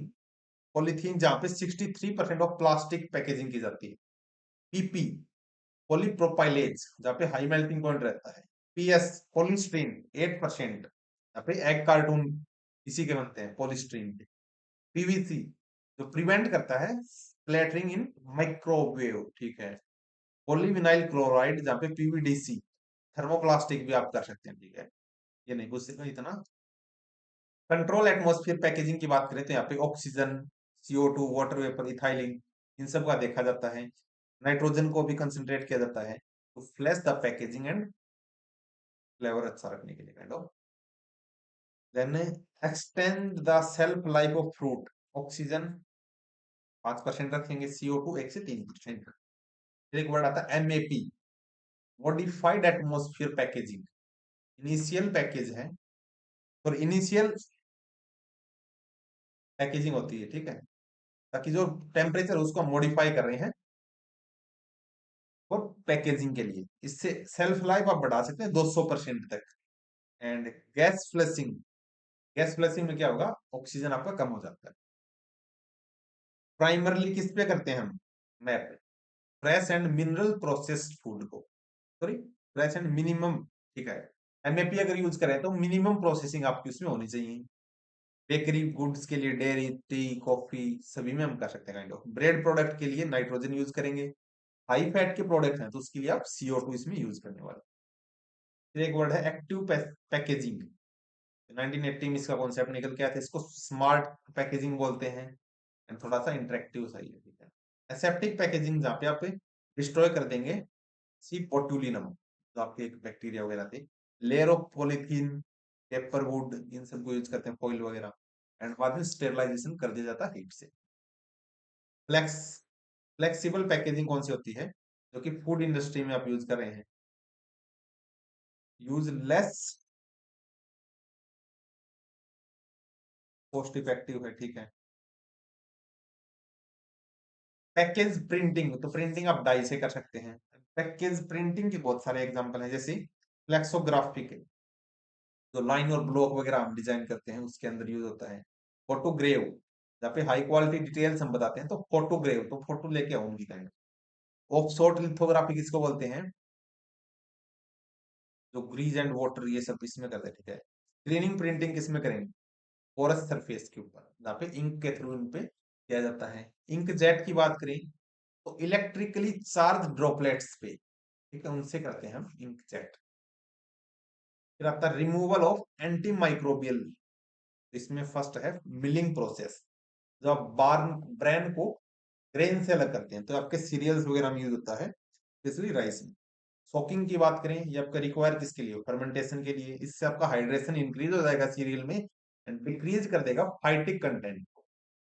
फिर एक वर्ड है autoclave. Autoclave boiling rice, okay ठीक है। ऑटोक्लेव तो वही है जो आप मशीन वगैरह देखते हैं तो इसमें आप चीजें गर्म करते रहेंगे। बॉइलिंग अगर राइस की कर रहे हो तो इससे आपके एंटी न्यूट्रिएंट चीजें तो कम हो जाएंगी, जो न्यूट्रिशन को कम करेंगे वो तो कम हो जाती हैं एंड न्यूट्रिशनल चीजें बढ़ जाती हैं। फर्मेंटेशन के अंदर जो बैक्टीरियल कंटामिनेशन है उसको हम कम करते हैं, जैसे प्रोबायोटिक्स है, इसको एंटी डायरियल प्रॉपर्टी की तरह यूज किया जाता है। पूछ सकता है कोई, following is uses anti diarrhoeal, that is probiotics. Cereals में हम करते हैं through lactic acid and bacteria fermentation. Metabolic process है ये फर्मेंटेशन बेसिकली आपका। एंड शुगर ऑक्सीडाइज हो जाती है एनर्जी प्रोड्यूस करने के लिए एंड फाइटिक एसिड और कम हो जाएगा। फिर माल न्यूट्रिशन, जहाँ पे आपका इम्प्रॉपर न्यूट्रिशन हो, ये सब ठीक है। सरप्लस, जहाँ पे न्यूट्रिशन ज्यादा हो जाएगा तो ओवरडोज आप बोल सकते हैं। फूड एडिटिव्स की बात करें, यहाँ पे राइटिंग बहुत ही ज्यादा खराब है, देख लेना। मैं बता रहा हूँ आपको, विनेगर, पिकल्स जिसको हम क्या बोलते हैं, सिरका, जब यूज करते हैं तो ये फूड एडिटिव कैटेगरी में आएंगे, उसकी सेल्फ लाइफ को बढ़ाने के लिए। ठीक है। सोल्ट, स्मोक, शुगर, ये सारे के सारे फूड एडिटिव्स हैं। बट इसमें क्या नहीं आते ये पता होना चाहिए। विटामिन फूड एडिटिव्स नहीं है, मिनरल्स नहीं है, ईस्ट नहीं है, हर्ब्स नहीं है, स्टार्टर कल्चर नहीं है, ठीक है। एंड इनके फंक्शन क्या है फूड एडिटिव्स के, जैसे आप वी वैक्सिंग करते हैं एप्पल के ऊपर, ठीक है, एंड इससे उसका टेस्ट और अपीयरेंस ज्यादा बढ़ जाता है। इससे और क्या कर सकते हैं, मिक्स ड्राई फ्रूट, एक वर्ड है सोर्बिटल, तो सोर्बिटल क्या है, मिक्स फ्रूट के कंटेक्स्ट में, उनमें आप यूज करते हैं, सेल्फ लाइफ बढ़ाते हैं, SO2 वगैरह यूज करते हैं। फिर है ई कोड, ई कोड है यूरोपियन यूनियन का फूड लाइसेंसिंग का नंबर है, ठीक है, काइंड ऑफ। E100 है कलरिंग एजेंट बताता है, E200 है उनका प्रिजर्वेटिव, E300 है एंटीऑक्सीडेंट। फिर है एक full form, JECFA, joint expert committee for the food additives. FAO ने और WHO ने मिलके 1956 में इसको बनाया था। सेफ्टी बताते हैं कि क्या ये फूड एडिटिव्स है, क्या ये सेफ है। अब एडिटिव्स की बात करें तो इनको हम प्रिजर्वेटिव इसी कैटेगरी में आएंगे, जिसको FSSAI ने क्या बताया था कि फूड प्रोडक्ट है, ठीक है, इनका स्टैंडर्ड देखा जाएगा, ठीक है। Food is capable for finishing retarding setting the process of fermentation, preservative. अब एक कॉन्सेप्ट है इंटेलिजेंट पैकेजिंग, जो इनहांस करता है पॉसिबिलिटी को monitor, trace and more detailed information लेने के लिए। आई थिंक ये पेज थोड़ा ऊपर नीचे हो गया, पैकेजिंग के बाद ये आएगा आई थिंक यहाँ पे, ठीक है। पैकेजिंग यहाँ पे हमने स्टार्ट किया था, देन ये आएगा, फिर फूड न्यूट्रिशन हमारा स्टार्ट होगा। ओके, थोड़ा सा चलो कोई नहीं, अब तो करेंगे। पैकेजिंग में यही था, इंडिकेटर है, टाइम टेम्परेचर बताता है, बारकोड वाले में RFID यूज करते हैं, रेडियो फ्रीक्वेंसी वाला, सेंसर में बायो सेंसर यूज करते हैं। फूड न्यूट्रिशन क्या होता है, तो फूड तो कितना न्यूट्रिशन है, तो दो टाइप से आप फूड बना सकते हो, ऑटोट्रोपिक जो कि प्लांट वगैरह बनाते हैं तो खुद अपना बना सकते हैं CO2 इनको लेके, जैसे प्लांट, एल्गी, बैक्टीरिया। हेटरोट्रोपिक जो खुद नहीं बना सकते, तो इसमें तीन वर्ड है, होलोजोइक, ह्यूमन और डॉग इसकी कैटेगरी में आएंगे, या तो वो सॉलिड खाएंगे या फिर लिक्विड चीजें खाएंगे, वो गैस थोड़ी ना कंज्यूम करेंगे एज ए फूड।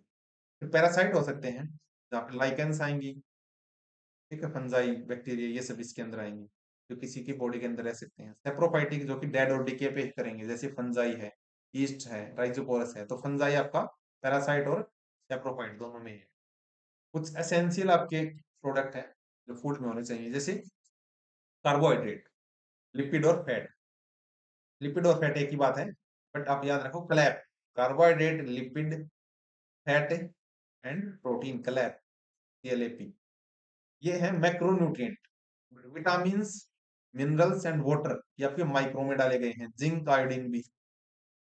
अब मैक्रो हैं तो ये आपके प्राइमरी फ्यूल माने जाते हैं, एनर्जी माने जाते हैं सेंट्रल नर्वस सिस्टम के लिए। शुगर, स्टार्च, फाइबर इसके एग्जांपल है। एंड जो आपके माइक्रो वाले हैं तो ये स्ट्रक्चर प्रोवाइड करवा रहे हैं टिश्यूज को, सेल मेम्ब्रेन बना रहे हैं, ऑर्गेनिक ऑर्गन और मसल्स को डेवलप कर रहे हैं, हेयर को, स्किन को मेंटेन कर रहे हैं, एसिड और बेस का बैलेंस। फिर एक वर्ड है फैट, जो कि एनर्जी रिजर्व बोला जाता है, इंसुलेशन एंड प्रोटीनेशन एब्जॉर्प्शन, ये सारा काम करता है ये, ट्रांसपोर्ट करता है फैट का सोल्यूबल विटामिन के लिए, ठीक है। डेयरी, ऑयल, न्यूट्रिएंट, इन सब इसका सोर्स है, फिश वगैरह में। ANF क्या है, एंट्री न्यूट्रिटिव फैक्टर, जैसे लैक्टीन, प्रोटीज इनहिबिटर, जो कि प्रोटीन को इनहिबिट करता है। NPAAS, non protein amino acid, इस टाइप की फुल फॉर्म आ सकती है। एंटी न्यूट्रिएंट, जिसमें फाइटेज आएगा, जो कि फाइटिक एसिड का एक कंटेंट है, टेनिन्स, लेक्टिन्स, प्रोटीज, ठीक है, कैल्शियम ऑक्सलेट वगैरह। रिमूवल ऑफ एंटी माइक्रोबियल, कैसे रिमूव करेंगे ये हमने देख लिया, कोड वगैरह यहीं तक देख लिया था। प्रिजर्वेटिव हम यूज कर रहे हैं, तो इसमें दो टाइप के प्रिजर्वेटिव है, ठीक है। एक तो क्लास 1 कॉमन सोल्ट इसके अंदर आएगा, इनकी एक खास बात याद रखनी है, इन पे कोई भी रेस्ट्रिक्शन नहीं है, no restriction in any food. तो शुगर, डेक्सट्रोज, ग्लूकोज, स्पाइसेज, यानी एडिबल ऑयल। क्लास 2 पे आपकी रेस्ट्रिक्शन है, जैसे बेंजोइक एसिड एक लिमिट तक आप डाल सकते हैं, ठीक है। Sulphurous nitrate, nitrite, sorbic acid, Nissin, Nissin याद रखना है, सोडियम बेंजोएट, कार्बोनेटेड ड्रिंक, इन सब का। फिर आता है कलर एडिटिव, ये डेंजरस है, मोस्ट डेंजरस एडिटिव्स है, एलर्जी कर सकते हैं, अस्थमा कर सकते हैं, हाइपर एक्टिविटी कर सकते हैं आपकी बॉडी के अंदर, जैसे टेट्राजाइन, येलो है, एंड येलो जिसको बोलते हैं एल्यूरा रेड, ब्रिलियंट ब्लू, ये भी इसी का टाइप। फ्लेवर इनहांसर जो एकदम से टेस्ट को इंक्रीज कर देंगे, तो इंटरेस्टिंग फ्लेवर लेके आएंगे, मोनोसोडियम ग्लूमेट, ये आप इसमें यूज करें। फिर कुछ स्वीटनर जो उसके स्वीटनिंग प्रॉपर्टी को इंक्रीज करेंगे, तो लिटिल और नो एनर्जी, इनमें कोई भी एनर्जी नहीं होती, ठीक है। एस्पारेटेज, सैकरीन, इसके एग्जांपल है। एंटीऑक्सीडेंट की बात करें, the loss of nutritional value, change chemical composition, slow the rate of oxidation, ये सारे एंटीऑक्सीडेंट के काम है। ब्यूटाइलेट हाइड्रोक्सेज, एनिलोज, तो ये बीएचए की फुल फॉर्म है। बीएचटी, ब्यूटाइलेटेड हाइड्रोक्सिलेट टोलरीन, ये बीएचटी की फुल फॉर्म। फिर एक वर्ड है इमल्सिफायर, तो mix of oil and water जो आप कर रहे हैं, and keep the product to prevent oil and water, तो पहले ही डाल दिया, जैसे एग योक लेसिथिन, तो लेसिथिन इसका एग्जांपल है, एग योक याद रखना है। टेटमाडियाक, इसमें टार्टरिक एसिड यूज करेंगे। एस्टर ऑफ मोनोग्लिसरॉल ये होता है, किसमें मिलता है, पीनट बटर के अंदर। फिर एसिडुलेंट, शार्प टेस्ट फूड को प्रोवाइड करवा रहे हैं। एंटी कैंसर प्रॉपर्टी होती है, एंटी कैंसर, एंटी क्रैकिंग हो जाती है। सिलिकॉन डाइऑक्साइड इसका एग्जांपल है। कैल्शियम सिलिकेट भी आप इसको याद रख सकते हैं। कुछ हार्मफुल होते हैं, जैसे सोडियम नाइट्रेट है, नाइट्राइट है, एस्पार्टिन है, मोनोसोडियम ग्लूकामेट है, बीएचए, बीएसटी जो ऊपर देखे हैं, ये आपके थोड़े से हार्मफुल एडिटिव्स माने जाते हैं। अब आता है केमिस्ट्री ऑफ फूड, ठीक है। तो chemistry behind the biochemical nature of food, जिसको हम स्टडी करते हैं तो उसको बोलेंगे केमिस्ट्री ऑफ फूड। देजी वेलेरियम, फर्स्ट टाइम इन्होंने क्या किया था, एलिमेंट ऑफ एग्रीकल्चर केमिस्ट्री बताया था, किसके साथ मिलके, हेम्फ्री डेवी के साथ मिलके। फिर मैलिक एसिड इन्होंने देखा है, बट इसके लिए प्रॉपर है कार्ल्स विलनेस। मैलिक एसिड मिलता है आपका एप्पल में, ये इन्होंने देखा, तो इनका यहाँ से साइंस के अंदर इंटरेस्ट स्टार्ट हो गया। अब यहाँ पे कुछ वर्ड है, कार्बोहाइड्रेट, डायरेक्टली आप सिलेबस के अंदर है, तो जहां पे आपकी कार्बन मिलेंगे, हाइड्रोजन आपका मिलेगा, ऑक्सीजन मिलेगा, ठीक है। तो H2 और O2 का कितना होता है रेशियो, यहाँ पे 2:1। एंड कार्बोहाइड्रेट का फॉर्मूला क्या है, CmH2O and whole square N। Polysaccharide क्या होते हैं, पॉलीसेकेराइड आपकी जो स्टोरेज ऑफ एनर्जी रखते हैं, जिसके अंदर स्टार्च एंड ग्लाइकोजन होता है, ये आ सकता है पॉलीसेकेराइड भी क्या क्या है। सेकेराइड वर्ड बेसिकली आपका बताता है शुगर को, ठीक है, शुगर, वो स्पेसिफिकली हम आई थिंक आगे आएगा, डाइसेकेराइड, मोनोसेकेराइड, ये हम देख लेंगे, डोंट वरी। याद रखो जो सेकेराइड वगैरह ना, ये किसके सोर्स है, कार्बोहाइड्रेट। 5 कार्बन मोनोसेकेराइड जिसको आप राइबोज बोलते हैं, जिसमें आपके एटीपी, एनएडी, एफएडी, इनको बैकबोन माना जाता है genetic molecules of RNA. Starch क्या है आपका, एक पॉलीसेकेराइड है, जो कि किसमें मिलता है, सीरियल्स के अंदर। एक सेकंड, पॉलीसेकेराइड की बात करें तो एक सेलुलोज है जो कि सेल वॉल बनाता है प्लांट्स की, ठीक है। मेन कंपोनेंट है इनसोल्यूबल डाइटरी फाइबर के लिए। फंक्शन क्या है, अबंडेंट डाइटरी सोर्स है, 4 किलो कैलोरी मिलती है 1 ग्राम के अंदर। क्लासिफिकेशन ऑफ कार्ब हम कर देंगे। First of all saccharide word कहां से आए, ग्रीक वर्ड से। इसका हमने दो टाइप से क्लासिफिकेशन कर दिया, based on their sugar unit. एक तो मोनोसेकेराइड हो सकते हैं, एक ओलिगोसेकेराइड हो सकते हैं, एक पॉलीसेकेराइड। ओलिगो मतलब less, few. Monosaccharide and oligosaccharide जो है, स्वीट टू टेस्ट आपको स्वीट टेस्ट प्रोवाइड करवाएंगे, क्रिस्टलाइन सोल्यूबल होते हैं वाटर में, और इसको हम शुगर भी बोलते हैं। तो शुगर कौन कौन से हैं, मोनो प्लस एलिगो, ओलिगो। मोनोसेकेराइड सबसे सिंपल फॉर्म है, सिंपलेस्ट है, CnH2O1 इसका जो केमिकल फॉर्मूला है। इसको आप फर्दर हाइड्रोलेज नहीं कर सकते, हाइड्रोलाइसिस में नहीं जा सकता।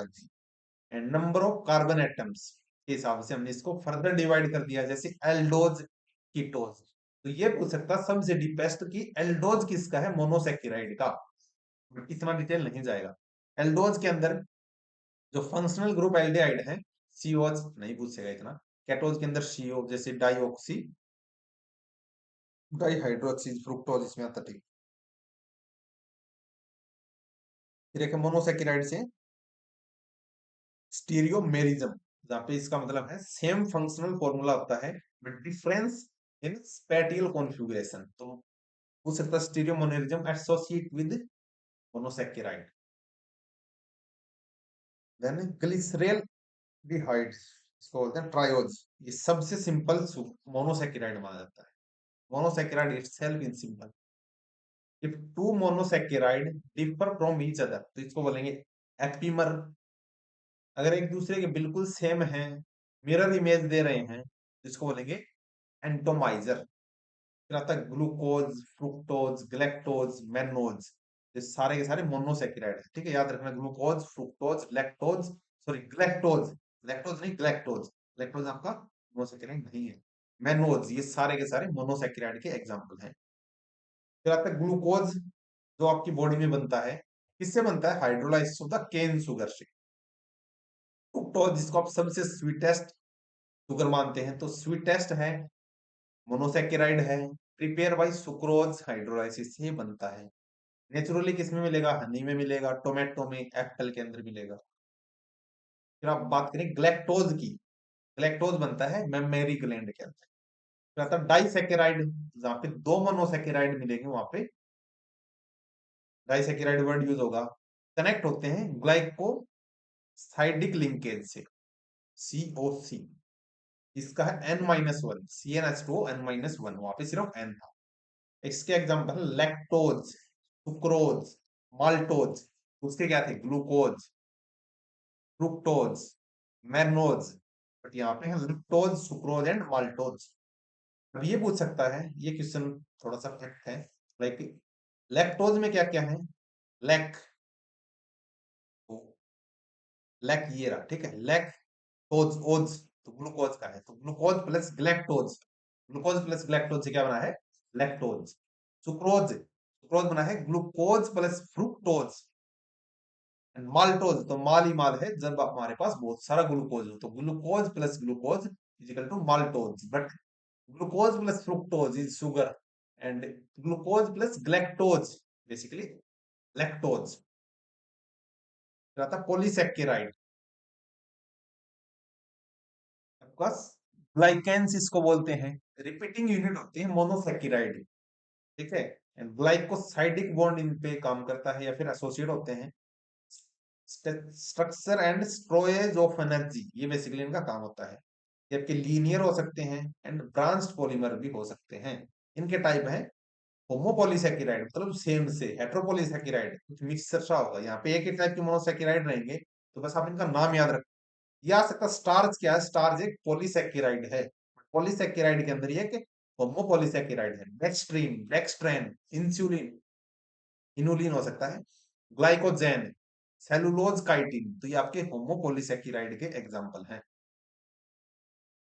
फिर आता है म्यूकोपॉलीसैकेराइड, हाइड्रोक्सिक एसिड, बड़े बड़े जो वर्ड हैं, पेरिन, डेमेट्रेन, सल्फेट, कैराटिनेज सल्फेट, ये आपके हेट्रोपॉलीसैकेराइड के एग्जांपल।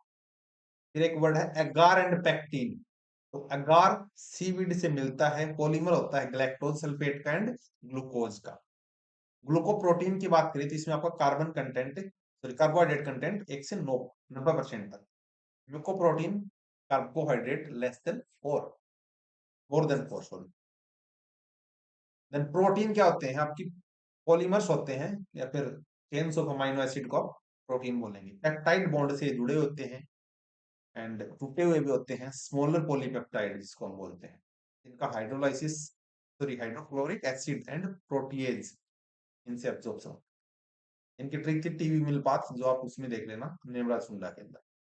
एसेंशियल फैटी एसिड कौन से हैं? ओला, oleic acid, linolenic acid, linoleic acid, arachidonic, जो भी है। स्ट्रक्चर की बात करें तो प्राइमरी, सेकेंडरी, टर्सरी, क्वाटरनरी अलग अलग है। एंड प्राइमरी में आपके 20 अमाइनो एसिड आते हैं। ग्लोब्यूलर प्रोटीन कौन से होते हैं? जिसमें सोल्यूबल, स्फेरिकल, कॉम्पैक्ट आएंगे। फाइबरस कौन से होते हैं? जो इलोंगेटेड रहेंगे और insoluble. Digestion of protein pepsinogen की वजह से होता है, पेप्सिन। हाइड्रोक्लोरिक एसिड HCl, जो कि आपके पेट में भी रिलीज होती है। फिर आता है लिपिड्स, लिपिड में क्या होते हैं? आपके जो fat, oil, hormones and structure molecules हैं, वो आपके लिपिड के पार्ट हैं।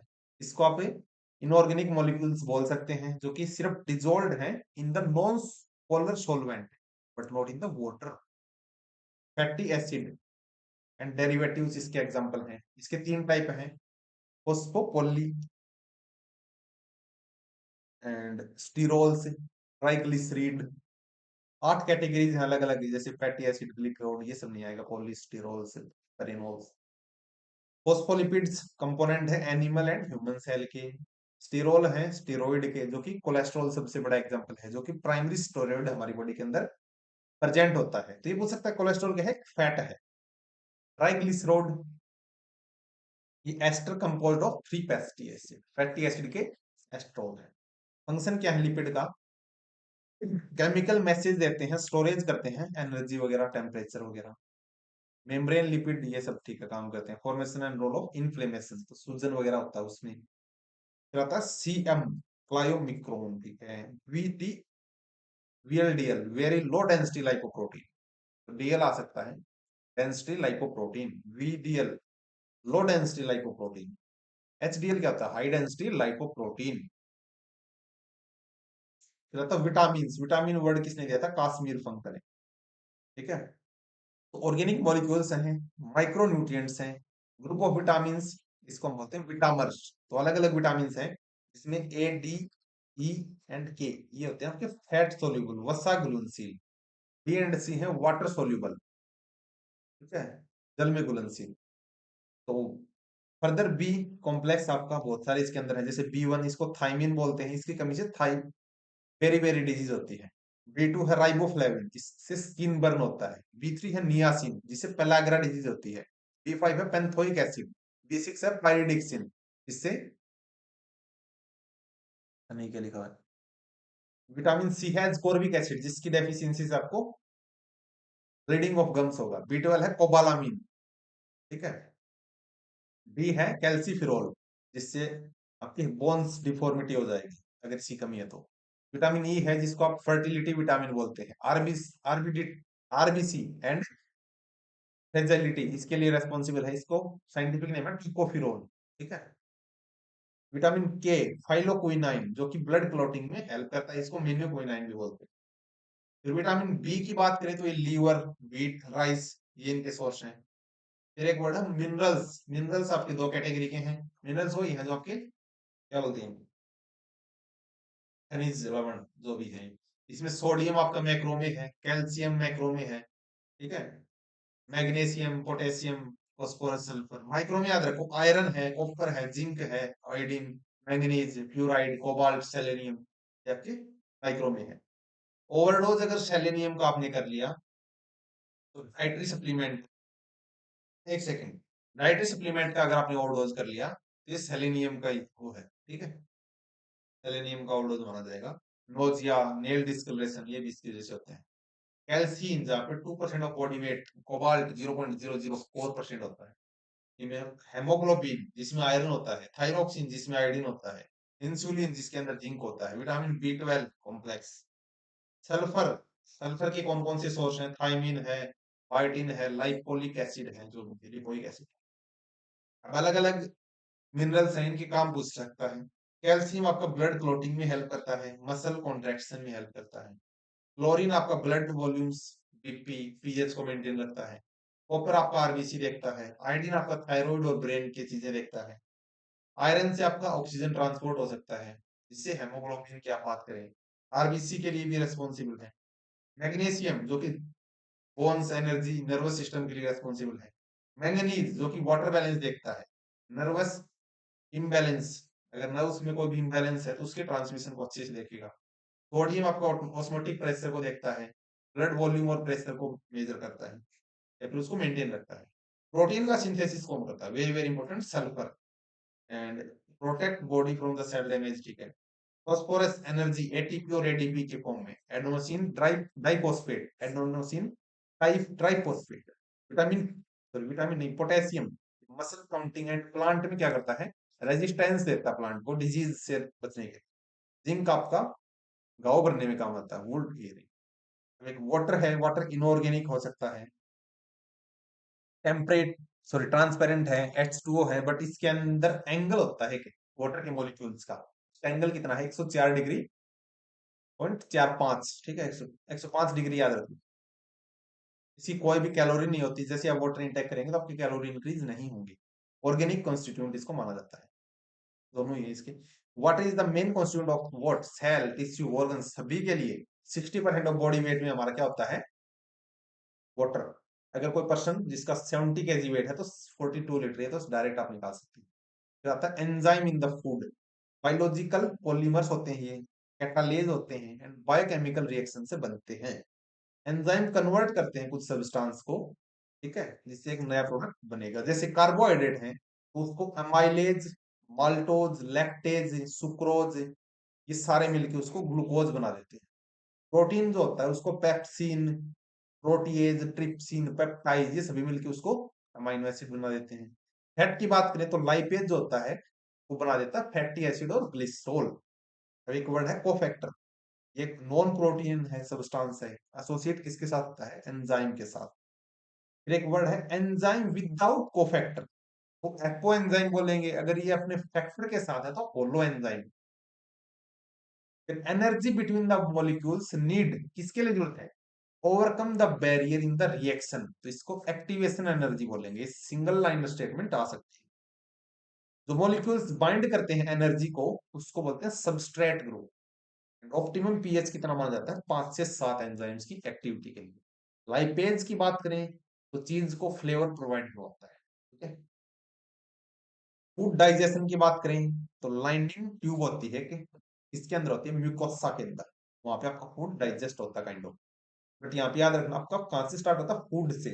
फूड से लेके स्मॉल इंटेस्टाइन तक आपका फूड का डाइजेशन चलता है। बट ओवरऑल बात करें तो इन्वॉल्व तो फूड से एनएस सारा ही होता है। सॉलिड ऑर्गन्स कौन कौन से होते हैं, लीवर होता है, पैनक्रियाज होता है जो कि डाइजेस्टिव जूस को प्रोड्यूस करता है, ठीक है। कहां से स्टार्ट होता है, माउथ से, कंप्लीट कहां पे होता है, स्मॉल इंटेस्टाइन। ट्रांसफर ऑफ, ठीक है, लिखा हुआ है पार्शियली डाइजेस्टेड फूड, ये कौन करता है, अगर कम ही डाइजेस्ट हुआ तो ओइसोफेगस। अब्जॉर्प्शन ऑफ वाटर कौन करता है, और वेस्ट का generation large intestine. But small intestine आपकी लेंथ में ज्यादा बड़ी होती है, ये भी आपको पता होना चाहिए। जैसे स्मॉल इंटेस्टाइन को हम बोवल भी बोलते हैं, 7 मीटर लंबी होती है, 22 फीट की होती है। 3 सेगमेंट होती है इसकी, ड्यूडेनम, इलियम, यूजेनम।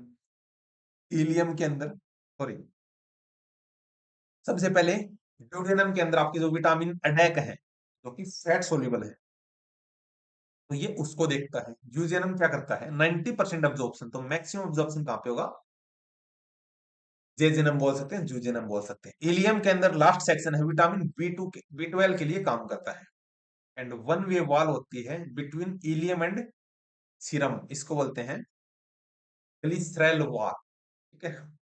कार्बोहाइड्रेट की बात करें तो कुछ पॉलीसेकेराइड हैं, ये थ्रू अमाइलेज डाइसेकेराइड बन जाते हैं। प्रोटीन होते हैं जो कि पेप्टोन की फॉर्म में ट्रिप्सिन, और इससे आपका डाइपेप्टाइड बन जाते हैं। न्यूक्लिक एसिड जो कि न्यूक्लियेज की हेल्प से न्यूक्लियोटाइड देन न्यूक्लियोसाइड बन जाते हैं। फिर एक वर्ड है FSMP, food for special medical purpose, very very important. FSDU, food for dietary use. Novel food किसको बोलेंगे, non specified food. And no deficiency, देख डेफिशिएंट हेल्पिंग पैरामीटर नहीं, ठीक है। फिर एक वर्ड है न्यूट्रास्यूटिकल वर्ड, जो कि एक्स्ट्रा हेल्थ बेनिफिट बताता है, ठीक है। एंड स्टेफन्स डी फेलाइस ने इस वर्ड को दिया था। हिप्पोक्रेट्स, जिसको फादर ऑफ मेडिसिन बोला जाता है, बट इंडिया में फादर ऑफ मेडिसिन अलग है। FMCG, fast moving consumer goods होते हैं। फसाई ने अलग अलग शेड्यूल बना रखे हैं, तो शेड्यूल 1 के अंदर है विटामिन एंड मिनरल्स, शेड्यूल 2 में है अमाइनो एसिड, शेड्यूल 4 है प्लांट एंड बोटेनिकल जो भी आपकी चीजें हैं, शेड्यूल 6 में है न्यूरास्यूटिकल। एफबीओ क्या है, food business operator. Food safety standard organic product की बात करें तो 2017 के अंदर हमने एक प्रोग्राम लेके आए थे, national programme for organic production. यहाँ पे पीजीएस की हमने बात की थी, पार्टिसिपेटरी गारंटी सिस्टम की, कि हम ऑर्गेनिक फूड को बढ़ाएंगे, जैविक भारत नाम से प्रोडक्ट तैयार करेंगे और लोगो बनाएंगे एक। बट उस लोगो के अलावा भी हम इंडिया ऑर्गेनिक भी उस पे लिख सकते हैं, एंड पीजीएस इंडिया भी, बट भारत जैविक इज इम्पोर्टेंट। 1994 के अंदर बस जेनेटिक इंजीनियरिंग प्लांट हमने टोमेटो तैयार किया था, बट आपको जो ये आपका बिट्टी कॉटन है, इसका पता होना चाहिए। 1996 में अप्रेजल कमेटी थी, इंडिया ने 2002 में तैयार किया था, सॉरी अप्रूवल दे दिया था मिनिस्ट्री ऑफ इन्वायरमेंट ने। ये सारा आपको पता होना चाहिए आई थिंक। फिर फूड स्टैंडर्डाइजेशन, फूड को स्टैंडर्डाइजेशन हम लेके आएंगे, स्टैंडर्ड बनाएंगे। तो इसमें दो स्टैंडर्ड है, हॉरिजॉन्टल एंड वर्टिकल। हॉरिजॉन्टल तो लिमिट होते हैं वेरियस कमोडिटीज के ऊपर अलग अलग पे, वर्टिकल होते हैं स्पेसिफिक फूड पे। तो टोटल 21 इसके प्रोविजन है, जिसमें से 10 तो एप्लीकेबल है हॉरिजॉन्टल के लिए, 11 प्रोविजन है वर्टिकल के लिए। तो हॉरिजॉन्टल में कौन कौन से आएंगे कि आप कोई फूड एडिटिव्स लेके आ रहे हो, पेस्टिसाइड है, कोई जीएमओ क्रॉप है, कोई लेबलिंग है, न्यूट्रिशन है, तो बड़ी बड़ी चीजें सारी हॉरिजॉन्टल में। वर्टिकल में तो सिर्फ ये आएंगी, जैसे मिल्क के लिए हमने क्या प्रोविजन बनाया है, ठीक है, फिश के लिए क्या बनाया है, पल्सेज सीरियल्स के लिए क्या बनाया है। फैट एंड वेजिटेबल्स की बात करें तो इनको सेक्शन 2.3 और sorry fruit and vegetable section 2.3 और 2.9 में बात की है, regulations of FSS food safety and standard. फिर माइक्रोबायोलॉजी की बात करें तो ये आप एग्रीकल्चर की आपकी जो बुक है नेमराज हुंडा, वहां पे जो पोर्शन है, या फिर आप आर के शर्मा से देख सकते हैं, थोड़ा बहुत पोर्शन ही काम आएगा। माइक्रो माइक्रो जो छोटे ऑर्गेनिजम्स है, उसमें bacteria, virus, fungi, protozoa, algae, ये सारे आते हैं। बैक्टीरिया कौन सी में आएंगे, प्रोकारियोटिक, फंजाई, एल्गी एंड प्रोटोजोआ ये यूकारियोटिक, एंड मल्टीप्लाई कर सकते हैं कहीं पे भी एक्सेप्ट एटमॉस्फेयर। अब ये दो टाइप के हो सकते हैं, cellular and A cellular, but ये 3 बिलियन साल पहले आए थे, हमसे पहले ही आए। फंजाई जो कि ईस्ट और मोल्ड के से, प्रोटिस्टा एल्गी और प्रोटोजोआ, बैक्टीरिया इकोलाई, आर्किया, और ये क्या लिखा, वायरस जिनमें क्या होता है प्रोटीन प्लस न्यूक्लिक एसिड, विरोइड जिसमें सिर्फ आरएनए होता है, सैटेलाइट जहाँ पे अमीनो एसिड, ट्रायंस जहाँ पे प्रोटीन होते हैं। 1980 और 1837 के अंदर स्वान, चिल्ड्रन एंड स्वान, यहाँ पे इन्होंने वो बताया था, थ्योरी भी दी थी, बट यहाँ ना फर्मेंटेशन किया था ईस्ट से। एस्परजिलस, अल्टरनेरिया, पेनिसिलिन, ये सब आपके मोल्ड के एग्जांपल हैं। सैक्रोमाइसिस ये ईस्ट के हैं। पेरोमेरियम ये ह्यूमन गैस्ट्रोइंटेस्टाइनल के एग्जांपल हैं। Anaerobic bacteria clostridium, very very important आ सकता है। मेथड ऑफ माइक्रोबियल एग्जामिनेशन कैसे कैसे करेंगे, एक तो कन्वेंशनल पुराना मेथड है जहाँ पे स्टैंडर्ड डाई वगैरह डायरेक्ट माइक्रो ऑर्गेनिजम्स का टेस्ट कर रहे थे। फिर आता है एक रैपिड जहाँ पे इम्यूनोलॉजिकल मेथड यूज कर रहे हैं डीएनए आरएनए की हेल्प से। केमिकल के अंदर जिसमें लिटमस, फॉस्फेट, ये सब इनसे करें, ठीक है। एसपीसी क्या होता है, standard place oil, standard plate count, ठीक है, ऐसे को था। कन्वेंशनल मेथड है ये। फिर आता है फूड कंटेमिनेट, फूड कैसे खराब होगा, फिजिकल से हो सकता है, ग्लास, एयर, ये सब कुछ गिर गया। केमिकल से हो सकता है कुछ हैवी मेटल्स, आर्सेनिक, ये सब डल गया होता है केमिकल। माइक्रोबियल जहाँ पे फंजाई ये सब उसके अंदर ऐड होगा, बट ये हमने कल डिटेल में देख लिया था, जो विजिबल है नॉन विजिबल है। अल्फा टॉक्सिन लिमिट कितनी है, 30 माइक्रोन्स पर किलोग्राम, एंड मिल्क के अंदर ये कितनी है, 0.5। लेड की कितनी, 0.33, इतनी परमिसिबल लिमिट है ये। आर्सेनिक की 1.1, मरकरी की, मरकरी होगा 0.5। एएमआर क्या है, एंटी माइक्रोबियल रेजिस्टेंस, जब आपके माइक्रोब्स आपकी दवाइयों के लिए रेजिस्टेंस हो चुके हैं, लाइक हम यूज करते हैं इन द टूथपेस्ट, एक चीज बोला जाती है कि आप एटलीस्ट हर महीने अपनी जो टूथपेस्ट उसको चेंज कीजिए, नहीं तो जो आपके